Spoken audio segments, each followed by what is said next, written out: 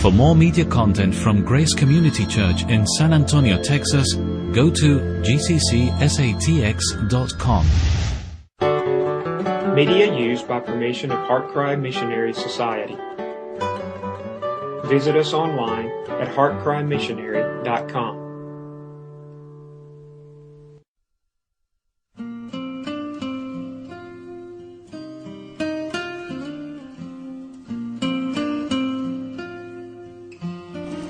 En el primer día nosotros hablamos de lo que no es el Evangelio. El segundo día hablamos del pecado del hombre. Y hay una gran necesidad que nosotros aclaremos para todos los hombres.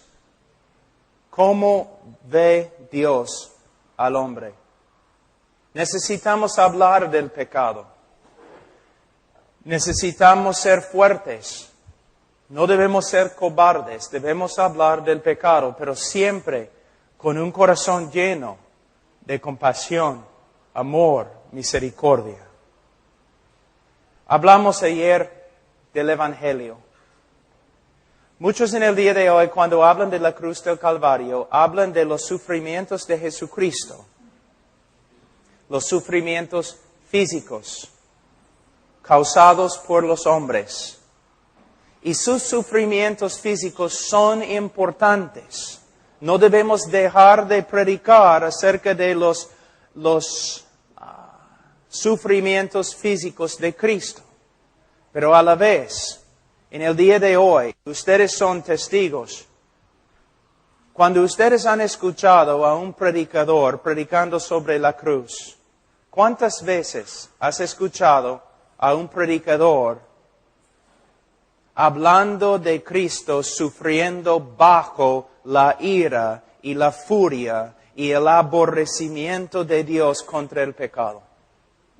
Es muy importante que nosotros expliquemos bien lo que sucedió en la cruz y cómo nos redimió Cristo. Cómo nos redimió. También en nuestro evangelismo es muy importante que presentemos ante los hombres el problema que se encuentra en las Escrituras, el problema más grande de la Biblia.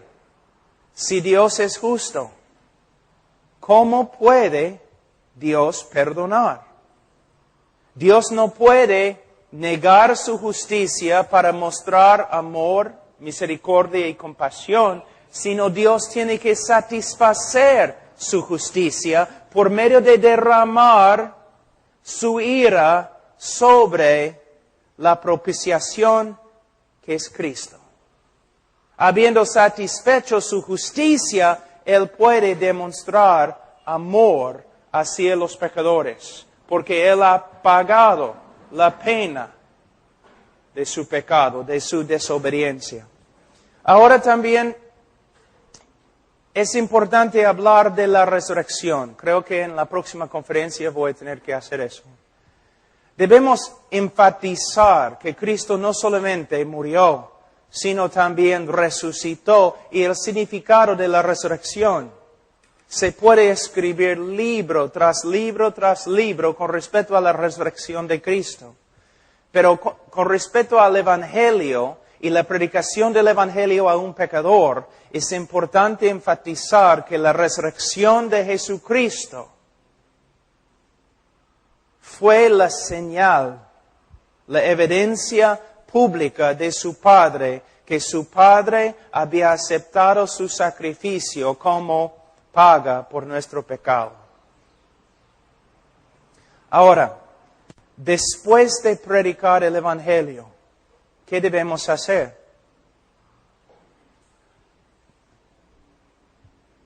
Con una pasión fuerte, con una sinceridad genuina, debemos rogar, como dice el apóstol Pablo, a los hombres para que se arrepientan y crean en el Evangelio. También debemos darnos cuenta que salvación es una obra del Espíritu Santo y las personas se convierten de diferentes maneras. Les voy a dar un ejemplo. Una vez yo estaba predicando en Ohio, hace como 20 años. Y antes de terminar la prédica, un niño de 9 años se paró atrás y empezó a pasar adelante, así, llorando y temblando todo su cuerpo. Y yo le pregunté, hijo, ¿qué problema tienes? ¿Por qué eres así? Él dijo, ¿es posible que un Dios santo puede perdonar a un pecador como yo? Niño, tienes 9 años. ¿Qué has hecho? Desobedecí a mi madre. Tú dices, caramba, el niño tiene problemas emocionales, tan asustado, tan dolorido, simplemente porque desobedeció a su mamá. Lo que tienes que entender es que todo pecado es pecado grave. El Espíritu Santo estaba usando su rebeldía contra su madre para mostrarle que era pecador y que merecía el infierno. El Espíritu estaba obrando dentro de su corazón, exponiendo la maldad que estaba allí dentro. Casi inmediatamente después de hablar con él, él clamó al Señor, a solas, no una repetición de una oración. Él clamó al Señor, Señor, sálvame. Pasamos por varios versículos, promesas de la salvación. Salió esa noche diciendo, el Señor me ha salvado, me ha librado de mis pecados. Tú dices, gloria a Dios, un éxito. No mencioné una parte importante, quizás la parte más importante. La mayoría de los evangelistas dicen a la gente, si tú crees en el Señor serás salvo. La persona clama al Señor y siente en su corazón que el Señor le ha salvado. Pero no es suficiente. Debemos también advertir a los que confiesen a Cristo con nosotros. ¿Qué debemos hacer? Vamos a volver a este niño. Después, cuando él me dijo, Cristo me ha salvado, estoy seguro, yo le dije, niño, si de verdad esta noche te has arrepentido y has creído en Cristo, Él te ha salvado, de verdad. Porque somos salvos por medio de la fe. Gloria a Dios. Si esta noche has creído en Él, eres salvo. Pero niño, va a haber evidencias de la salvación genuina. No me importa lo que tú sientas en tu corazón esta noche, si tú sales de esta puerta, la puerta de esta iglesia esta noche, y tu vida no empieza a cambiar, no has recibido nada aquí esta noche. La evidencia de la salvación genuina, la conversión genuina, es que va a continuar. Y el que comenzó en ti la buena obra, la va a perfeccionar. ¿Qué pasa en la mayoría de las campañas aquí en Perú? Un montón de gente pasa adelante, tienen que firmar una tarjeta o algo. Muchas veces reciben 5 minutos de consejería. Repite esta oración, ya eres salvo. Regresan a sus casas, no crecen, no vuelven a la iglesia, pero como los católicos bautizados como infantes, estos nuevos evangélicos se creen salvos. ¿Por qué? Una autoridad religiosa ha declarado salvación sobre ellos. Tenemos que advertir a los que confiesen a Cristo con nosotros. Si tu vida no empieza a cambiar, no hay ninguna evidencia de que de verdad te has convertido. En el discipulado, por supuesto, tenemos que explicar que el creyente verdadero todavía peca. Tiene que luchar contra la carne, tiene que luchar contra el mundo, contra el diablo. A veces la vida cristiana es una lucha muy dura. También tenemos que enseñar en discipulado que un creyente verdadero puede caer, pero no hay tal cosa como creyente carnal, que vive en carnalidad toda su vida. Pero es lo que se enseña aquí en Perú. Yo viví acá en Perú. Una vez que una persona ha tomado su decisión, todos están seguros que es salvo. El pastor, él puede vivir como el diablo, pero es salvo. Solamente es carnal. No es lo que la Escritura enseña. La Escritura enseña en Hebreos capítulo 12, versículos 5 a 11, que si una persona de verdad es hijo de Dios, no solamente Dios va a obrar en su vida para que crezca, sino también Dios como Padre le va a disciplinar, le va a entrenar, le va a enseñar. ¿Debemos hacer evangelismo? A veces personas me preguntan, Pablo, ¿estás en contra del evangelismo? Y siempre respondo, sí y no. No estoy en contra del evangelismo bíblico. Estoy en contra del evangelismo contemporáneo. Hermanos,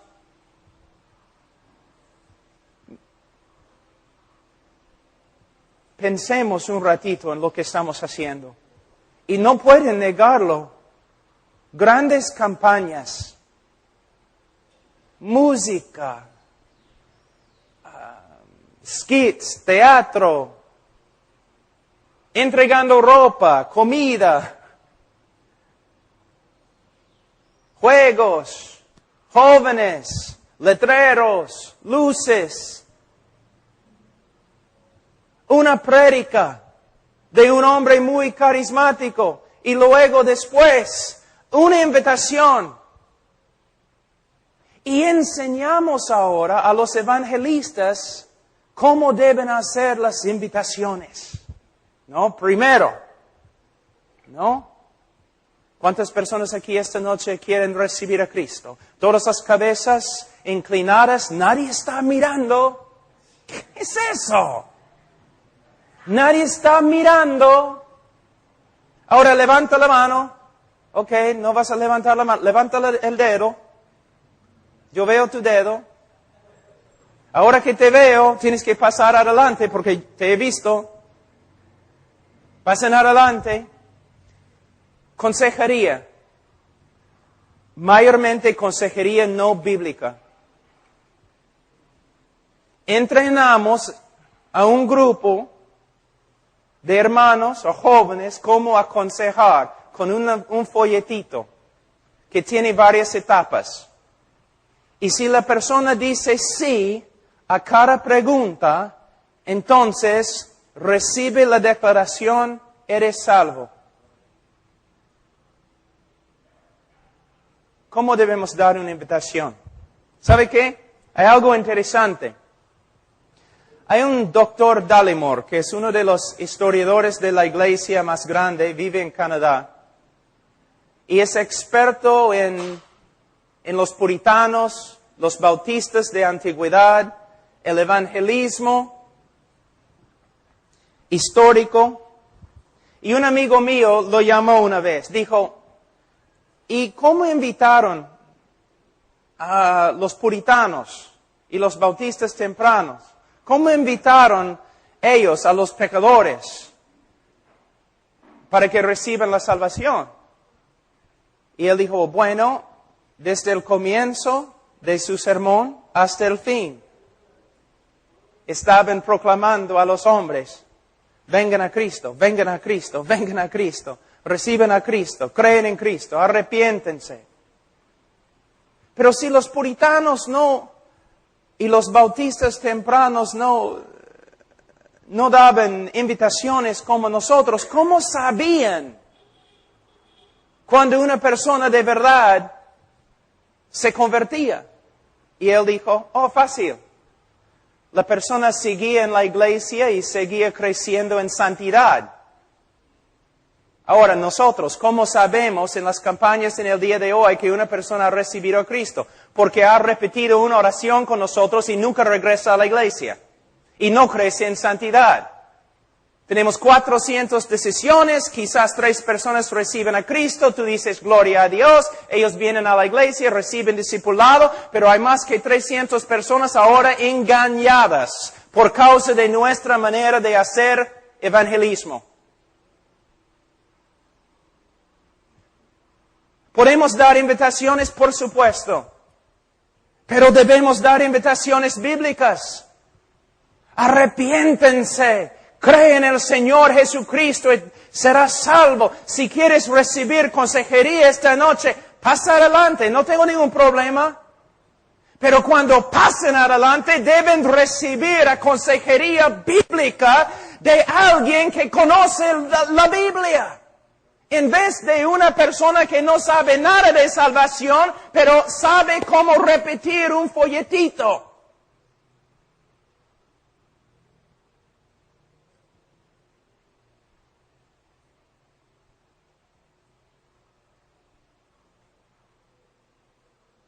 Así. La Iglesia Católica aconseja a sus miembros acerca de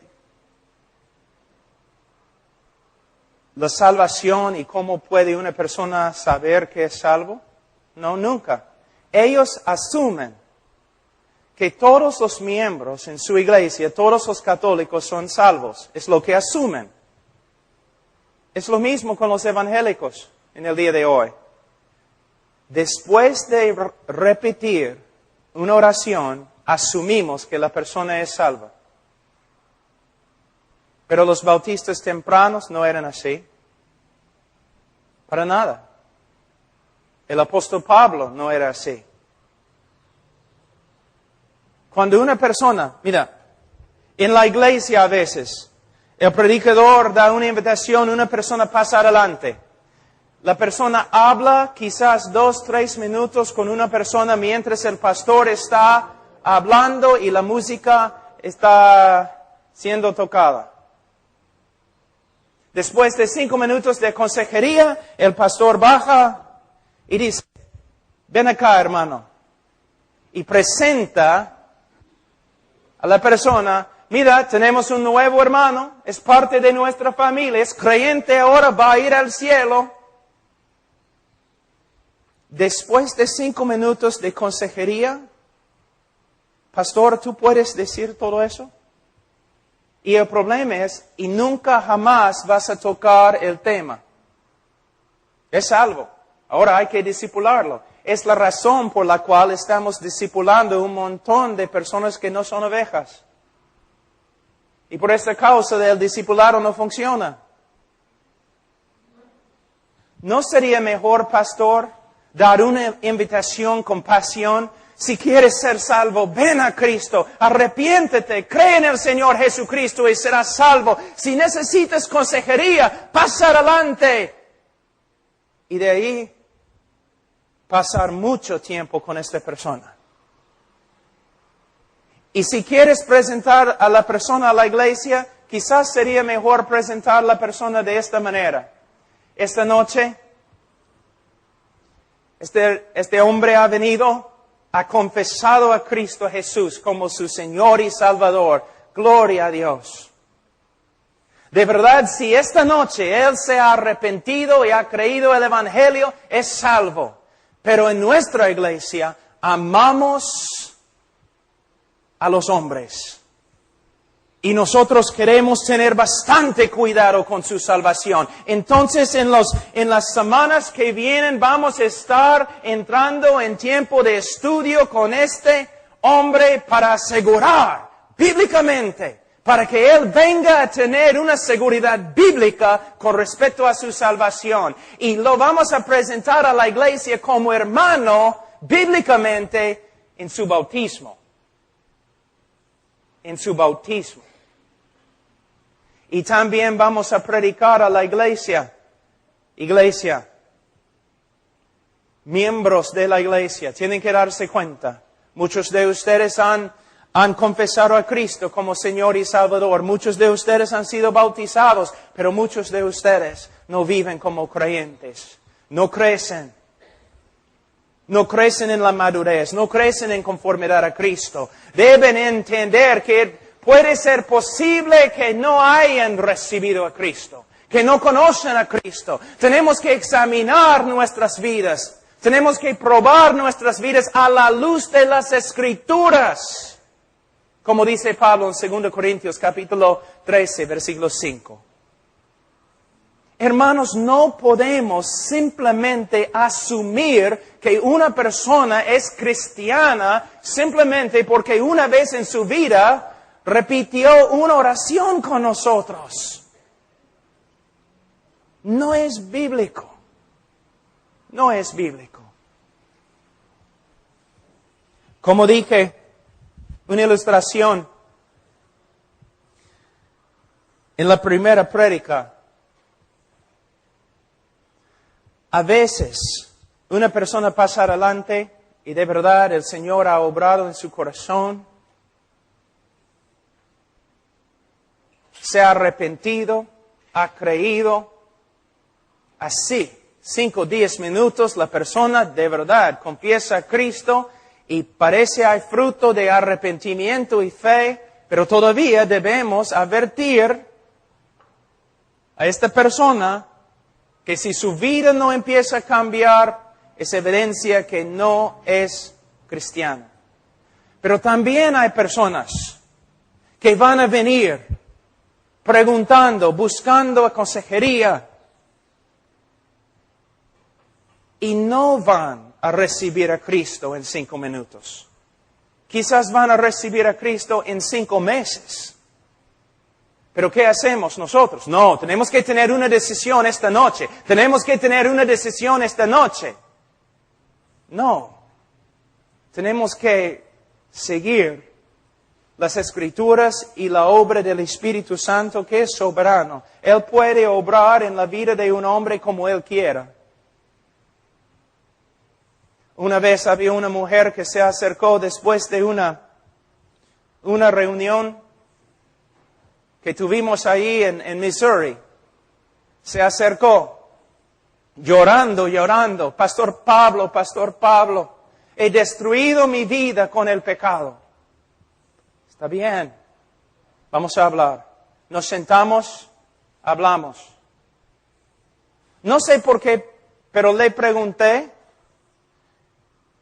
señora, ¿una vez has orado una oración, has repetido una oración para recibir a Cristo en tu corazón? Y ella dijo, sí. Yo le pregunté, ¿cuántas veces?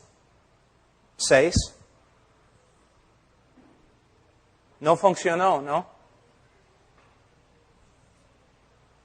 Tú has orado una oración 6 diferentes veces en tu vida y todavía vives en pecado y tu vida es un desastre.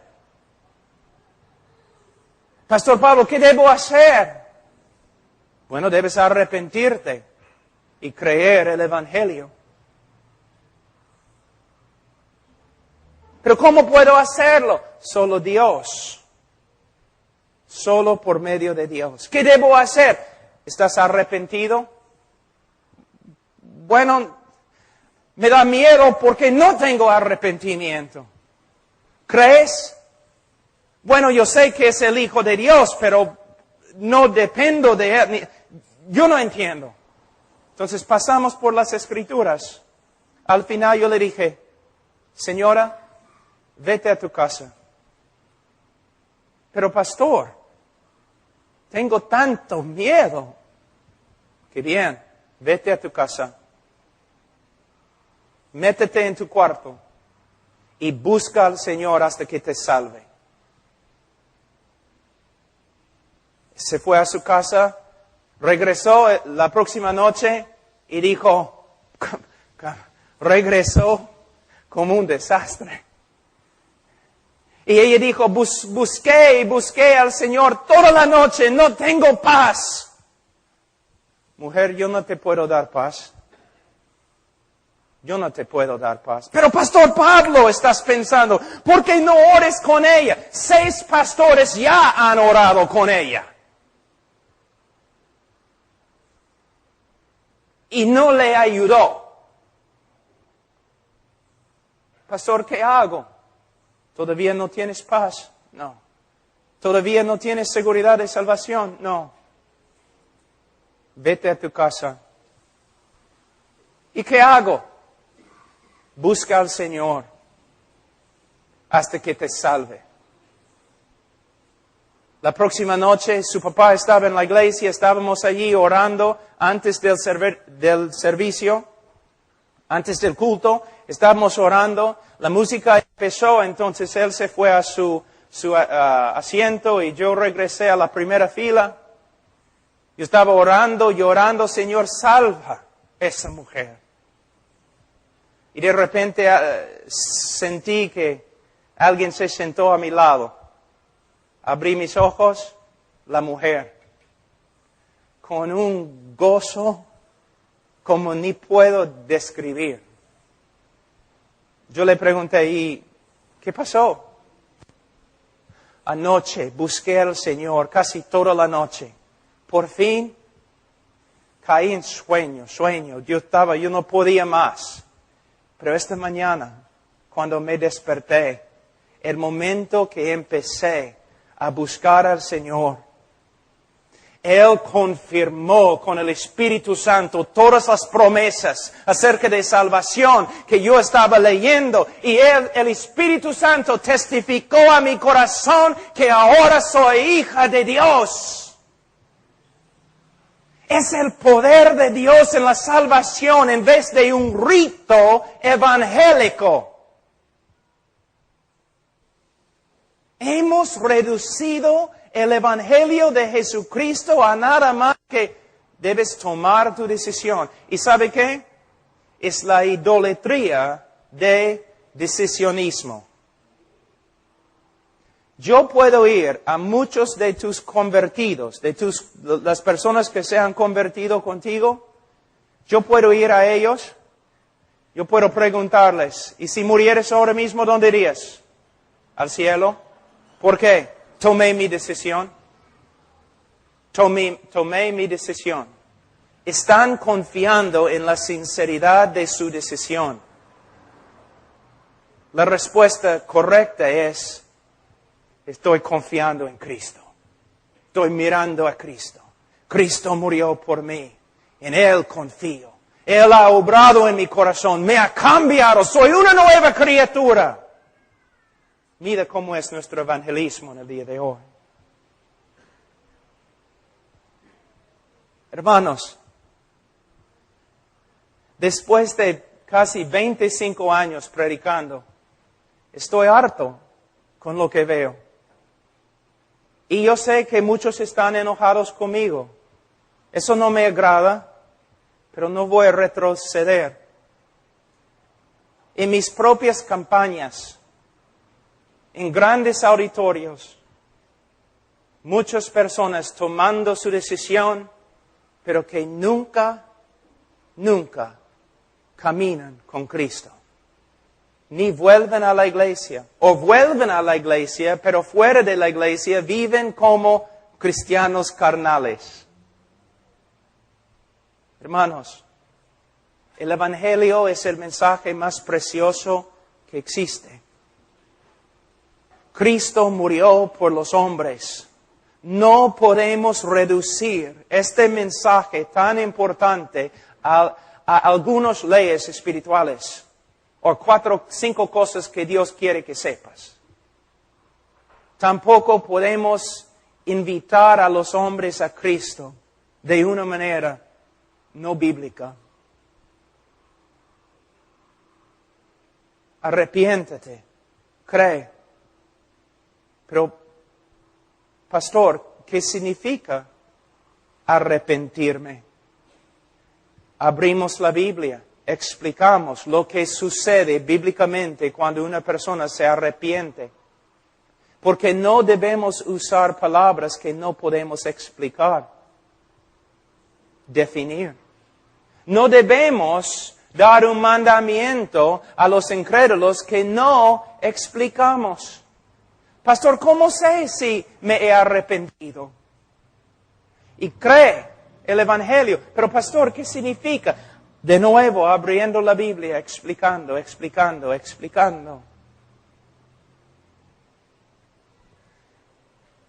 En los Estados Unidos y también en Perú,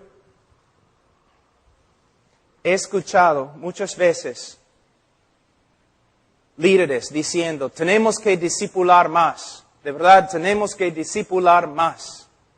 ¿Por qué? Porque tenemos tantas personas saliendo de la iglesia como personas entrando en la iglesia. Y la razón por la cual las personas están saliendo es porque no están recibiendo discipulado. No es lo que dice la Biblia. ¿Qué dice Primera de Juan?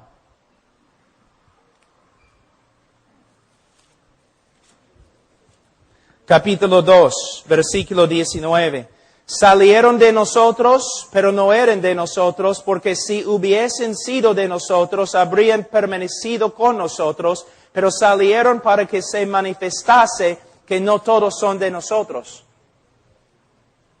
¿Debemos discipular? Por supuesto. ¿Debemos discipular más? Sí, mucho más. Pero no un discipulado de métodos, un discipulado de doctrina, teología, para que el pueblo de Dios conozca a su Dios.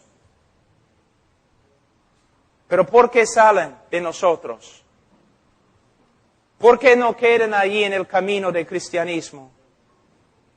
Porque nunca eran convertidos para empezar.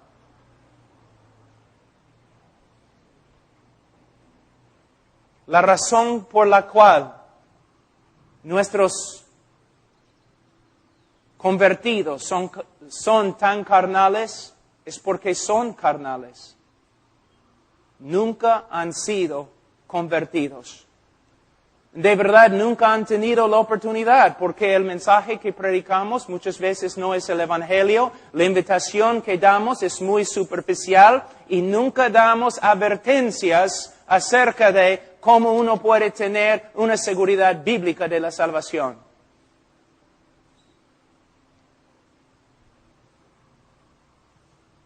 Así es.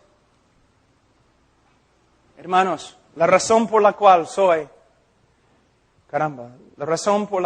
bautista no es por causa de los bautistas en el día de hoy. Es por causa de los bautistas de hace 150 años.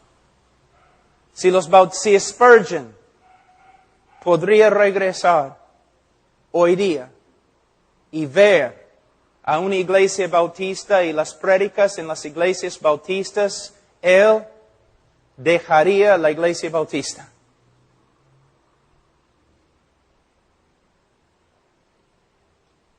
Hemos cambiado. Somos más influenciados por la psicología y la ideología de este mundo que las Escrituras. No podemos seguir el pragmatismo.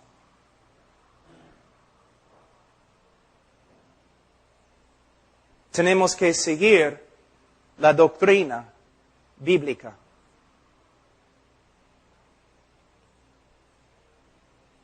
¿Tuviste 400 personas convertidas en tu campaña? ¿Qué hiciste?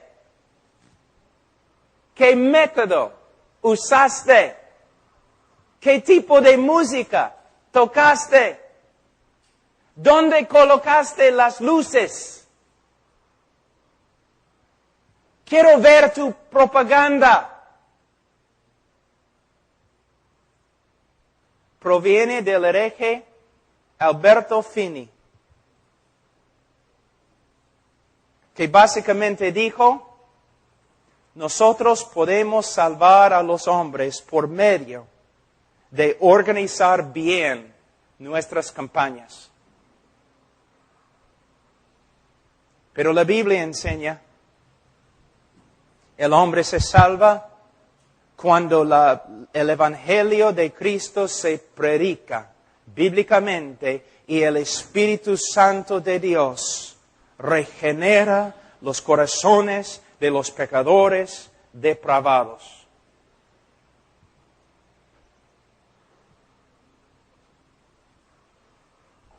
Es mi última prédica. Solamente quería resumir. Pero quiero terminar en 2 Corintios, capítulo 13.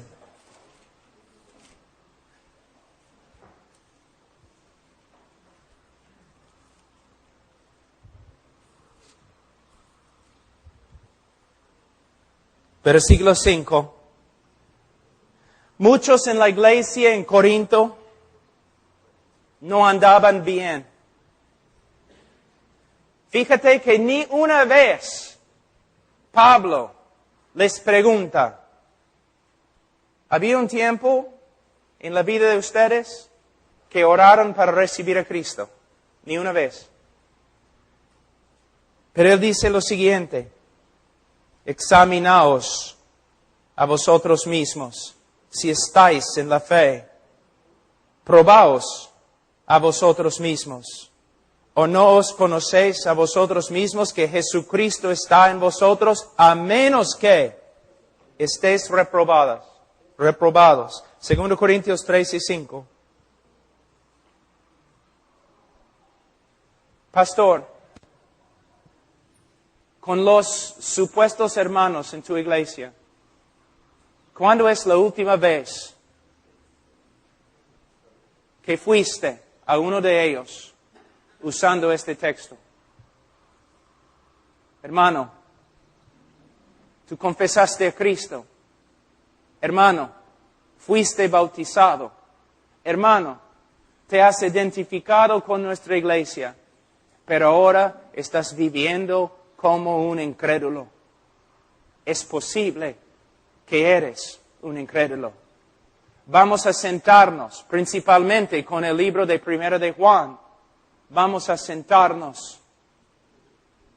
Necesitas examinarte a la luz de las Escrituras, porque en 1 de Juan encontramos varias evidencias de un creyente verdadero. Hermano, por favor, es posible que ni eres salvo. No. Mayormente los pastores van a los hermanos, miembros que están viviendo como el diablo y van diciendo lo siguiente, hermano, eres cristiano, entonces debes portarte como un cristiano.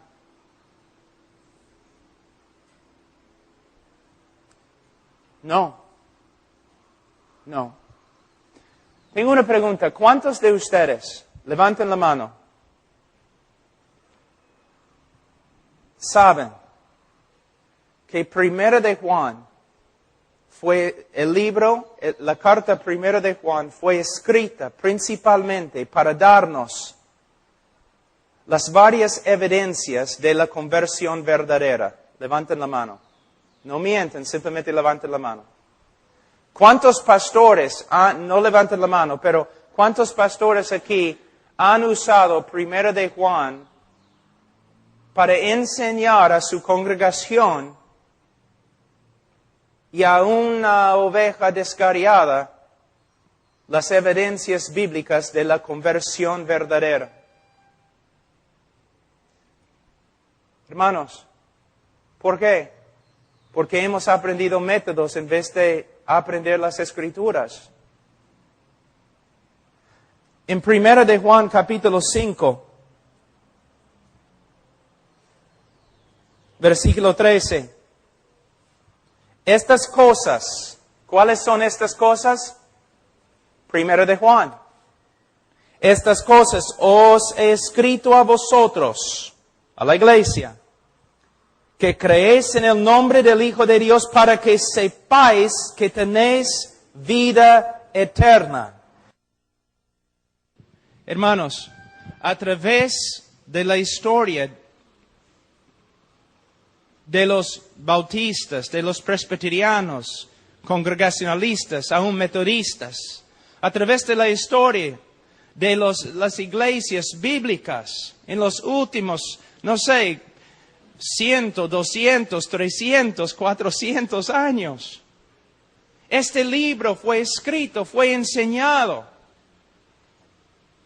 a los que confesaban a Cristo para que tuvieran una seguridad bíblica con respecto a su propia conversión, pero en el día de hoy no se usa.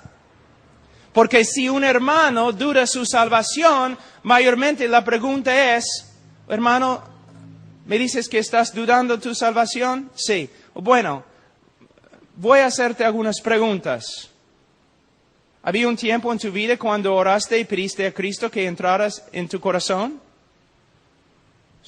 Sí, pastor. Bueno, ¿estabas sincero cuando le pediste? Bueno, creo. Entonces eres salvo. Es el diablo que te está molestando. ¿Cuántas veces has usado este método? Es el diablo que te está molestando. ¿Dónde aprendiste esto? De otra persona, pero tienes que preguntarle a él, ¿dónde aprendiste esto? Porque no se encuentra en la Biblia. Cuando una persona viene y dice, tengo dudas con respecto a mi salvación, ¿qué debemos hacer? Debemos ser bíblicos. Debemos ir a 1 de Juan y decir, mira, esta carta fue escrita para que una persona tenga la evidencia bíblica de la salvación. Para que una persona pueda tener una seguridad bíblica de la salvación. Entonces vamos a pasar por todo el libro y tú vas a examinar tu vida a la luz de este libro. Pero este libro, como el Evangelio mismo, ha sido olvidado, abandonado, ha sido puesto a un lado y no se usa en el día de hoy. Por eso nuestro evangelismo es tan superficial y tenemos un montón de conversos que no son conversos. Pablo, ¿por qué hablas con tanta pasión? Porque estamos hablando de los almas de personas engañadas, muchas veces por nosotros que predicamos el evangelio. Mira cómo hemos reducido el evangelio de esta forma. ¿Quieres ir al cielo? ¿Sabes que eres pecador? Sí. ¿Quieres ir al cielo? Sí. Entonces repites esta oración. Ok. Ellos repiten la oración. ¿Fuiste sincero cuando oraste? Bueno, creo. Entonces eres salvo. Si dudas tu salvación, estás dudando a Cristo porque Él dice que eres salvo. Luego, una persona viene. No sé si soy salvo, pero ¿pediste a Cristo que entrara en tu corazón? Sí. Bueno, ¿fuiste sincero cuando oraste? Creo que sí. Entonces eres salvo. El diablo está molestándote. El Espíritu Santo es lo mismo. ¿Cómo puede una persona vivir lleno del Espíritu Santo? Nosotros sabemos que mayormente la llenura del Espíritu Santo proviene a través de una obra progresiva de Dios. Él obra en nuestra vida poco a poco conformándonos a Cristo y nosotros nos entreguemos más y más al Espíritu de Dios. Pero hay un folleto muy popular que se usa en Perú que va así. ¿Quieres ser lleno del Espíritu Santo? Sí. Entonces, ¿cuál es la única cosa que es un estorbo para la obra del Espíritu Santo en tu vida?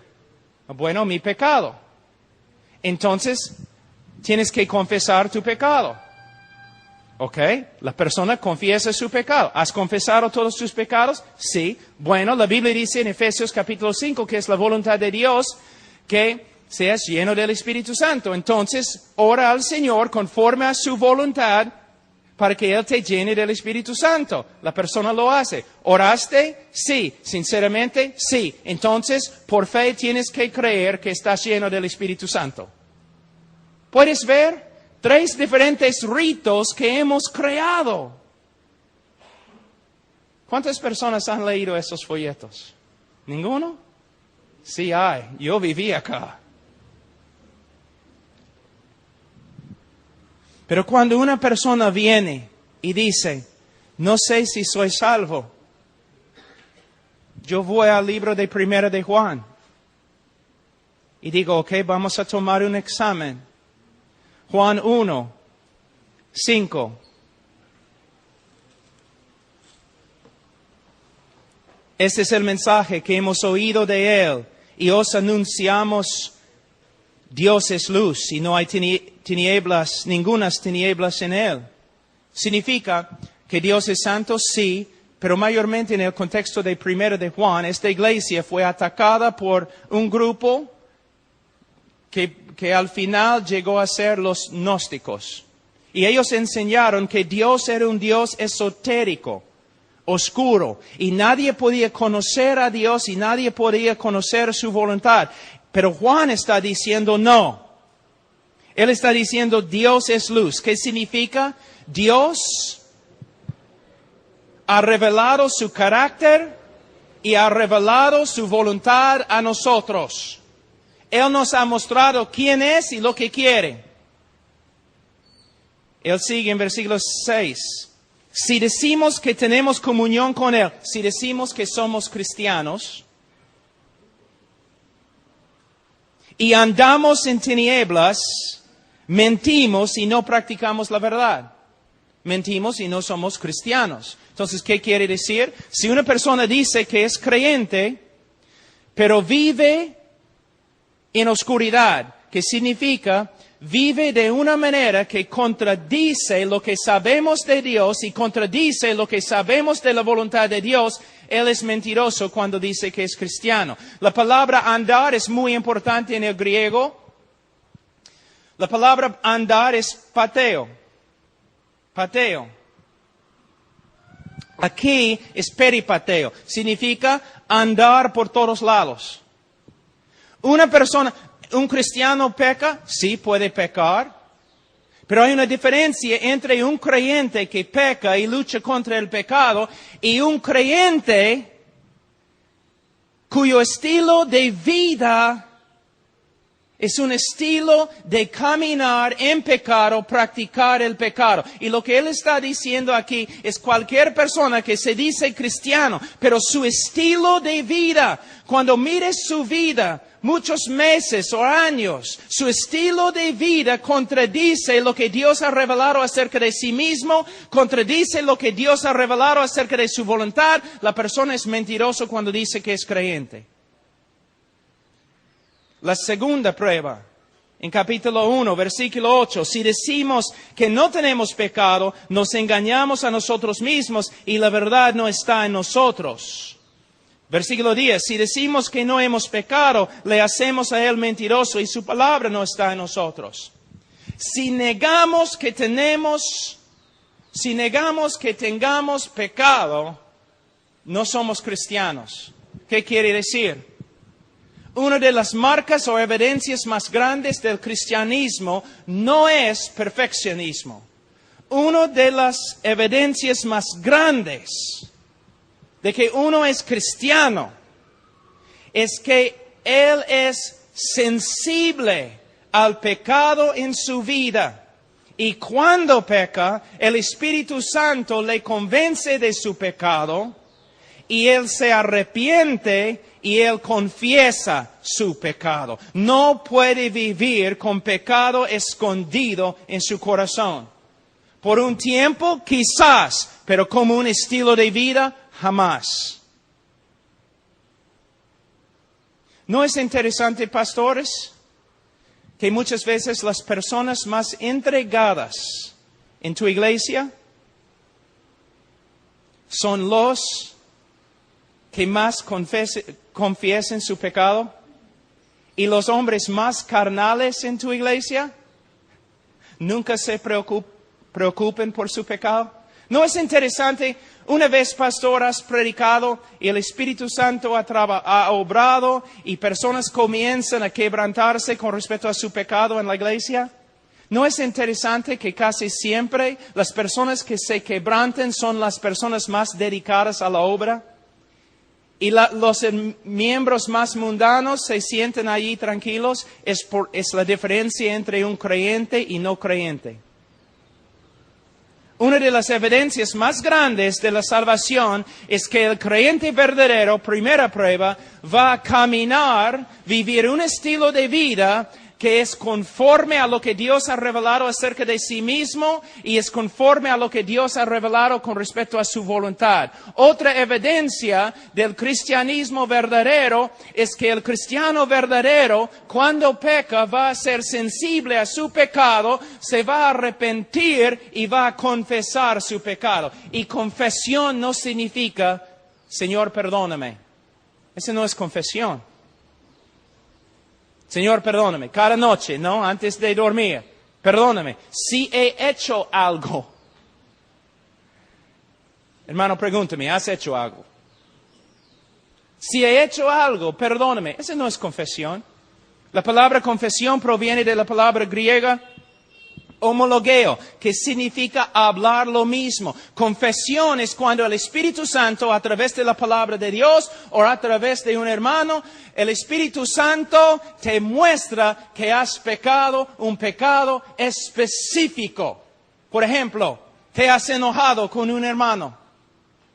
El Espíritu Santo, por medio de su palabra, te muestra que te has enojado contra un hermano.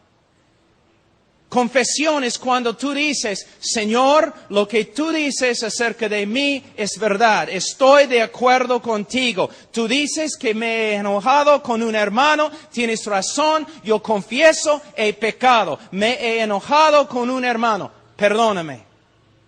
Y vas al hermano y pides perdón también. Entonces, una vida marcada por la voluntad de Dios, conformidad al carácter de Dios y una vida sensible al pecado. Otro que es muy importante, versículo 6 de capítulo 2, otra prueba. El que dice que permanece en Él debe andar como Él anduvo. Tú dices, entonces todos nosotros vamos a ir al infierno, porque ¿quién anda como Cristo anduvo? Lo que está diciendo es lo siguiente. Una ilustración, cuando yo era niño, mi papá era grande, yo lo respetaba bastante, yo quería ser como él. Y él caminaba por la nieve, así, llevando comida a los animales, porque vivimos allí en el rancho, y él caminaba así. Era un hombre muy grande. Y él dejó sus huellas allí en la nieve. Y yo era un chibolo de ese tamaño, pero yo quería ser igual a mi papá. Entonces yo trataba de poner mi pie en sus huellas, ¿no? Yo estaba ahí caminando como una araña borracha o algo. Todos podían mirarme y burlarse de mí. Tú no puedes caminar como tu papá, pero no había ninguna duda que el deseo más grande de mi corazón era caminar como mi papá. Cuando alguien mira tu vida, ¿pueden ver que el deseo más grande en tu vida es ser como Cristo? ¿O quieres ser como estos mundanos, supuestamente exitosos en este mundo? ¿Se nota una realidad en tu vida, un deseo de ser conforme a la persona de Cristo? Otra prueba. Capítulo 2. Hemos pasado por alto una prueba. Capítulo 2.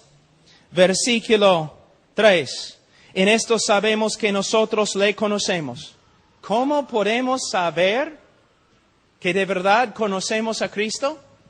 Él nos dice, si guardamos sus mandamientos. El que dice, yo le conozco, Yo soy creyente también. El que dice, yo le conozco y no guarda sus mandamientos, el tal es mentiroso y la verdad no está en él.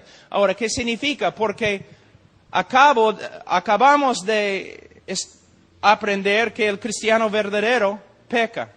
Entonces, ¿qué significa que el cristiano verdadero guarda los mandamientos de Dios? De nuevo, estamos hablando no de perfección, sino de un estilo de vida. Un incrédulo no tiene nada que ver con la palabra de Dios, no tiene nada que ver con los mandamientos, porque no tiene nada que ver con la voluntad de Dios. No se preocupa por la voluntad de Dios. ¿Cuántas personas son miembros de nuestras iglesias bautistas que nunca se preocupen por la voluntad de Dios? Ellos siempre hacen su propia voluntad sin preocuparse por buscar la voluntad de Dios en la palabra de Dios. No tiene ninguna relación con la palabra de Dios. ¡Nunca! Pero el creyente verdadero, ¿qué dice la Biblia? Se preocupa por la palabra de Dios, la voluntad de Dios. Quiere saber lo que Dios le ha mandado. Quiere obedecer la voluntad de Dios. Obedece la voluntad de Dios como un estilo de vida. Aunque no hay perfección, se nota una realidad en su vida. Él quiere ser obediente. Él tiene una relación con la palabra de Dios. Y cuando desobedece, y todos nosotros desobedecemos, entonces volvemos a versículo 8 y 10 de capítulo 1. Cuando desobedece los mandamientos de Dios, es sensible a su pecado y se arrepiente y confiesa. Personas vienen a mí siempre diciendo, tengo una nueva relación con Dios. Entonces yo digo, bueno, ¿tienes una nueva relación con el pecado? Porque si no tienes una nueva relación con el pecado, no tienes una nueva relación con Dios. Tengo una nueva relación con Dios. ¿Tienes una nueva relación con su voluntad? Porque si no tienes una nueva relación con su voluntad, no tienes una nueva relación con Él. Hermanos, así es. Otro. Versículo 9. Capítulo 2. El que dice que está en la luz y aborrece a su hermano está todavía en tinieblas. El que ama a su hermano permanece en la luz y en él no hay tropiezo. Una de las evidencias más grandes de la conversión verdadera es el amor que uno tiene para los hermanos en Cristo. Hermano aquí no se refiere a los pobres, aunque debemos amar a los pobres. No se refiere de personas de otras razas, porque hay solamente una raza, la raza humana. Es una referencia a los creyentes. Una de las evidencias más grandes de la conversión es que vas a querer estar con los creyentes, amándoles y demostrando tu amor por medio de servirles. La persona que dice, sí, soy cristiano, pero no voy a la iglesia porque la iglesia está llena de hipócritas, esta persona está haciendo la obra de su padre, Satanás, el acusador de los hermanos. Porque si de verdad los hermanos no están andando bien, un hermano verdadero que los ama va a ir a ellos y ministrarles para que se arrepientan. Una de las marcas, características más grandes del cristianismo es el amor que tenemos para los hermanos. Ahora, hemos pasado por 1 capítulo y medio y vamos a terminar. Tenemos 5 capítulos de pruebas. Es el estándar bíblico. Si queremos saber si somos salvos, si queremos aconsejar, debemos usar las Escrituras. No un folletito escrito en los Estados Unidos.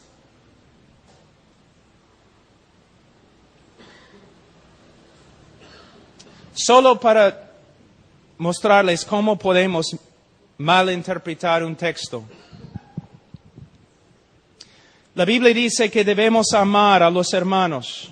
El que no ama a los hermanos demuestra que no es creyente. ¿Ustedes recuerdan en Mateo 25 cuando Jesús habla del juicio de las naciones? Y algunos van al infierno y otros van al cielo. Y Él dice, yo estaba en la cárcel y no me visitaste. Yo tenía hambre, no me diste a comer. Desnudo, no me diste ropa.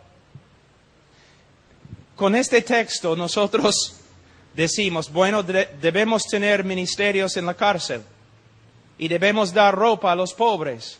Este texto no tiene nada que ver con un ministerio en la cárcel. No tiene nada que ver con dando ropa a gente pobre. Lo siento, no es el contexto. Debemos tener ministerios en la cárcel, por supuesto. Debemos evangelizar a cada criatura y hay muchas criaturas en la cárcel. Debemos evangelizar ahí. Debemos dar ropa a los desnudos, por supuesto. Debemos dar alimento a los que tienen hambre, claro que sí. Pero no es lo que Jesús está enseñando en ese texto. ¿Qué está enseñando? Él no está diciendo, yo, Jesús, era asesino y no me visitaste. Él no está diciendo, yo era un ladrón en la cárcel y no me visitaste. No es lo que Él está diciendo. Él está diciendo lo siguiente.